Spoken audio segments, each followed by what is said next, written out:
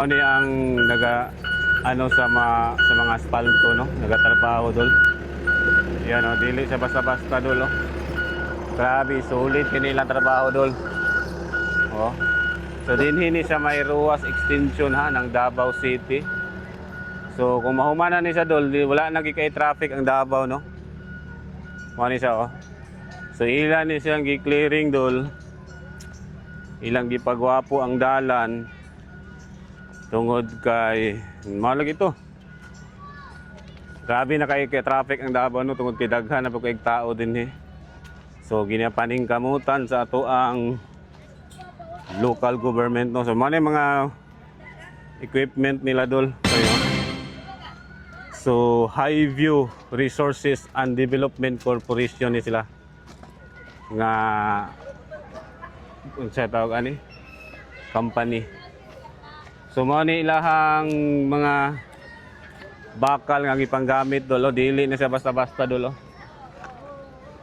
Grabe ka solid dol, tuara. So diha nga porsyon na siya ginatawag og box culvert no, nga ilang ginatrabaho para ang tubig o diretso ra siya no. So kana mo na ang box culvert no.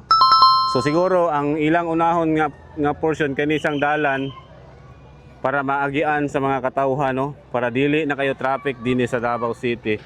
So makita nimo ng mga gamit da dol, mga bakal, dili na basta-basta nga bakal dol ha, basta makaingon mo nga kawadsan na ha. Gahay kay na dol, wala na siya gitipid dol ha. Oh, mo na siya dol. Mo na ginatawag og box culvert no. So ginapaspasan nila ni dol. Kawadsan na mo lang sa buhol. So man itong mga residente diri sa may Ruas oh. So taga diri ra mo sir? Akong asawa taga diri. Okay. So unsa may kasulti ninyo nga kung mahumanan ning dalan diri sa Ruas extension? Kontrol ng traffic sila ba? Ana gyud no? Meantime, nagkusog yung traffic sa Coastal Road. Oh, kusog ang traffic diya.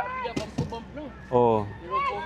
Kung ma-open na ni siya. Meantime open, mabawas-bawas sa rin. Ayun, so mo na nakanindot di ano, dako kay siya katabang dol.